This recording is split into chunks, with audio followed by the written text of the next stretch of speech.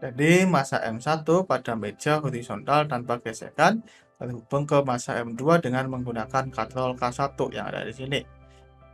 Dan terhubung dengan katrol K2 yang masanya diabaikan ditunjukkan pada gambar.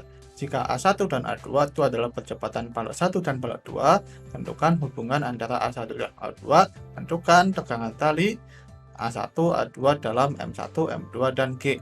Nah, jadi kalau kita gambarkan gaya-gaya yang bekerja di sini, itu untuk benda pertama itu ada gaya normal, ada W1, kemudian ada gaya tegangan tali T1 di sini. Untuk yang ada di atas di sini hanya ada gaya tegangan tali T1. Kemudian di sini ada gaya tegangan tali T2. Ini untuk benda kedua itu ada gaya tegangan tali T2, dan di sini itu ada gaya tegangan tali ada gaya berat W2.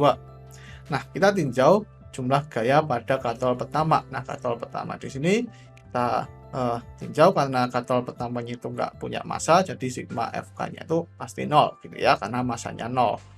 Jadi kita tinjau gaya yang bekerja pada katrol ini itu adalah gaya tegangan tali T2 ke kanan dan juga dua gaya tegangan tali T1.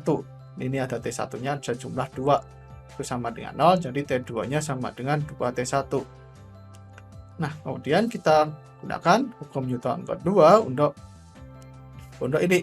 Jadi untuk benda kedua, sigma F2 sama dengan massa 2 dikalikan percepatan benda kedua. Nah, ini benda keduanya itu akan bergerak ke bawah, artinya gaya yang mengarah ke bawah itu positif. Jadi ini kita bisa tuliskan W2 minus T2 sama dengan M2 dikalikan A2.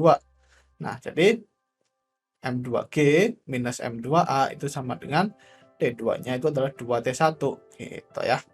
Nah, kemudian kita tinjau untuk hukum Newton kedua benda pertama. Jadi sigma F1 itu sama dengan massa benda pertama dikalikan percepatan benda pertama. Nah, pada arah X itu gaya yang bekerja itu adalah T1. Jadi T1 sama dengan M1 dikalikan A1. Nah, jadi kita bisa tuliskan 2T1 di sini itu menjadi 2M1A1.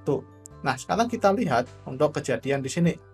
Jadi kalau misalkan ini tuh bergerak, misalkan benda di sini, benda kedua itu bergerak ke bawah gitu ya. Jadi katrolnya itu akan bergerak ke kanan, K1. Jadi di sini kalau misalkan tali yang ada di sini itu bergerak sejauh X, maka yang ada di sisi kiri dari katrol itu masing-masing akan bergerak X per 2 karena totalnya itu akan berjumlah X gitu ya.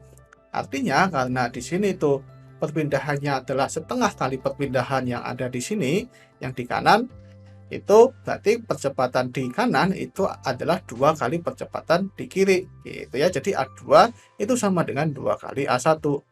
Nah, jadi kalau kita substitusikan di sini M2G minus 2M2G M2A1 itu sama dengan 2M1A1.